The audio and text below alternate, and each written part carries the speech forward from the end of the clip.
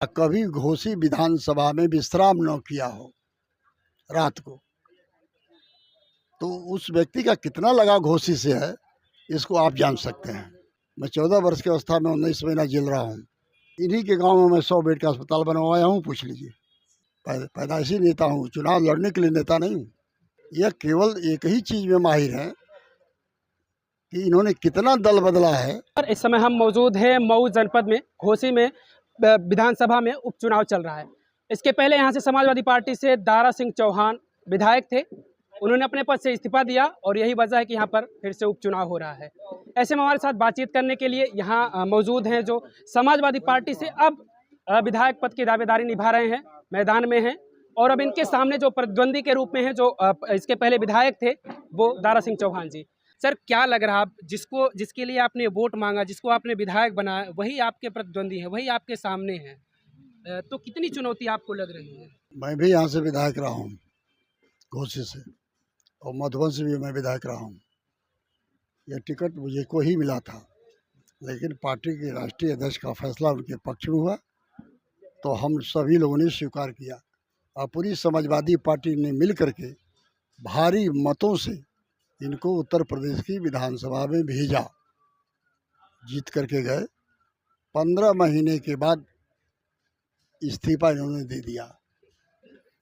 इनके इस्तीफा देने के नाते आज पूरी घोसी की जनता, मऊ के अधिकारी, पूर्वांचल के सारे देश के नेता, देश भर के सारे लोगों को इन्होंने परेशानी में डाल दिया है और करोड़ों करोड़ों रुपए की बर्बादी के रास्ते पर पहुंचा दिया है इन्होंने। सर, आप लोगों के बीच जाते हैं, आज से 15-16 महीने पहले भी आप लोगों के बीच गए थे और दूसरे के लिए वोट मांग रहे थे। जब आप अपने लिए वोट मांगते हैं तो फिर लोगों की क्या प्रतिक्रियाएं होती है कि आपके कहने से मैंने दूसरे को वोट दे दिया, फिर आप अब अपने लिए वोट मांग रहे हैं? यहाँ मैं वोट नहीं मांग रहा हूँ अपने लिए, मेरे लिए यहाँ की जनता वोट मांग रही है। मैं कहाँ मांग रहा हूँ। बाहरी भगाओ और घोसी बचाओ, यह नारा जनता का है, मेरा नहीं है। मैं तो अपने लोटे कहाँ जाऊँ, जो मेरा रोज 40 वर्ष से 42 वर्ष से जो कर्म करता हूँ वही कर्म आज भी कर रहा हूँ। परमानेंट में कार्यालय खोल करके जन सेवा करता हूँ, आज भी कर रहा हूँ, करता रहूँगा भी। तो हम तो जो 40 वर्ष से कर रहे हैं वो भी आज भी कर रहे हैं। सर, चुनौती की अगर बात की जाए, क्योंकि वो कई विधायक रहे हैं, सांसद रहे हैं, राज्यसभा सांसद रहे हैं, इतने बड़े नेता हैं, तो आपको ऐसा नहीं लग रहा है कि एक टक्कर आपका होने वाला है उनसे, बड़ा टक्कर कोई? बड़े नेता नहीं हैं, ये स्टूडेंट पॉलिटिक्स में भी हमारे साथ रहे हैं। मैं ही पे वहाँ चुनाव जीता था, उस समय भी थे। ये एक बार जनता के लिए जेल गए हों, एक बार धरना दिए हों, एक बार अनशन किए हों, कभी 10 लाठी मारे गए हों जन आंदोलनों में। जो इन सब चीज़ों से गुजरता है वह नेता होता है। यह केवल एक ही चीज़ में माहिर है कि इन्होंने कितना दल बदला है। मैंने वहाँ कहा है कि इंटरमीडिएट जो गणित से पास होगा वही विद्यार्थी बता सकता है कि इन्होंने कितनी बार कहाँ कहाँ दल बदला है। आम आदमी नहीं बता पाएगा कितना दल बदला है। सर, दल बदलने की क्या वजह हो सकती है कि शायद समाजवादी पार्टी की उस समय लहर थी, वो उन्हें लगा हो कि भाई अब समाजवादी पार्टी में चल रहे हैं, हमको फ़ायदा मिलेगा। अब उन्हें लगा कि हम सत्ता में नहीं है तो शायद अब फिर से उन्होंने पार्टी बदल दी। ऐसा कुछ क्या मामला, वो पार्टी बदलने के पीछे का क्या कारण? क्योंकि आप उनके साथ रहे, उनके करीबी रहे हैं। हम उनके करीबी कभी नहीं रहे। नहीं सर, आपने कहा कि आप पहले जब चुनाव लड़े थे तब भी आपके साथ थे। वो नहीं, वो तो चुनाव पार्टी ने कह दी, हुक्म दिया, पालन किया। नेता तो मेरा केवल, हमारे नेता तो केवल चौधरी चरण सिंह, मुलायम सिंह, अखिलेश। 42 वर्ष में हमने कभी दल नहीं बदला है, ना पार्टी बदली है, तो हमारे नेता नहीं हो सकते। मैं बाई वर्ष 14 वर्ष का था तो 1975 में इस मुल्क में इमरजेंसी लगी थी, आपातकाल लगा था।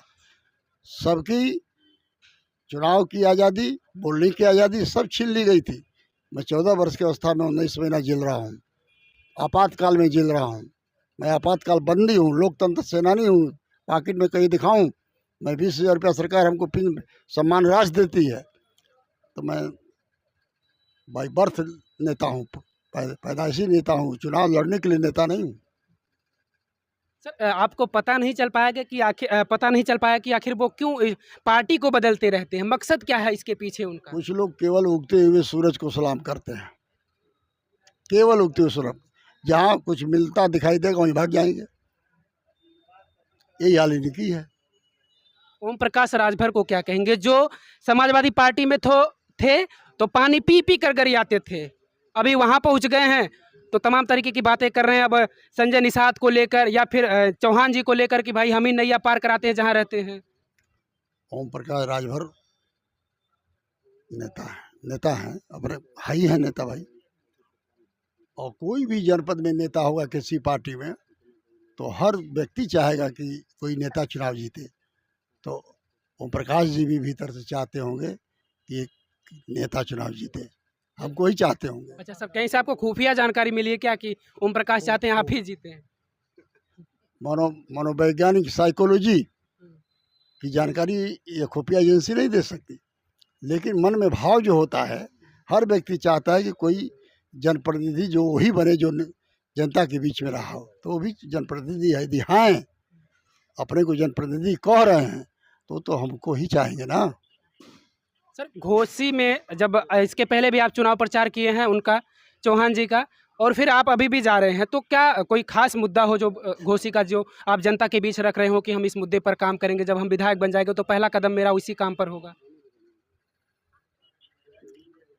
जो व्यक्ति 25 बरस से एमपी एमएलए मिनिस्टर रहा हो और कभी घोसी विधानसभा में विश्राम न किया हो रात को, तो उस व्यक्ति का कितना लगाव घोसी से है इसको आप जान सकते हैं।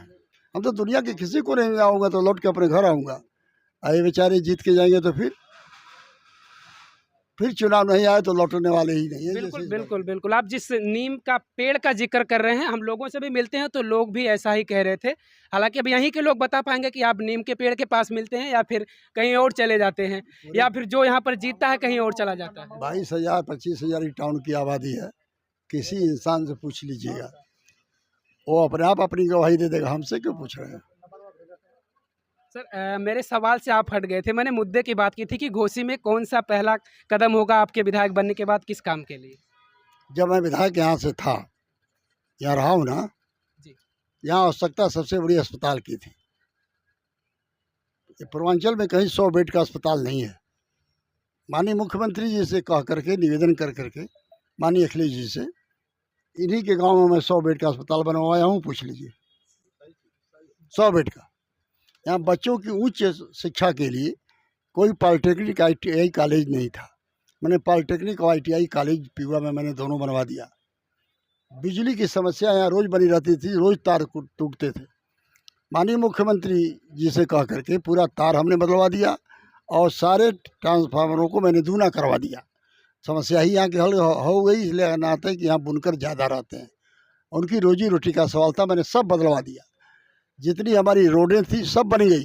सर आप इतना काम की चर्चा करें कि आपने इतना काम किया, तो जब 2022 में आपको पार्टी ने टिकट नहीं दिया तो आपके मन में ऐसा नहीं आया कि हम तो इतना काम किए हैं, जनता हमको एक्सेप्ट करेगी, जनता हमें अपना प्यार देगी, तो ऐसे में नहीं आया कि चलो पार्टी बदल देते हैं, किसी पार्टी में और चलते हैं, हमको विधायक तो बन ही जाएंगे जब इतना काम किए हैं तो? जो राष्ट्रीय नेतृत्व में आस्था रखता हो, चाहे पार्टी में आस्था रखता हो, तो पार्टी की आस्था जो होती है वो पद के लिए नहीं होती है।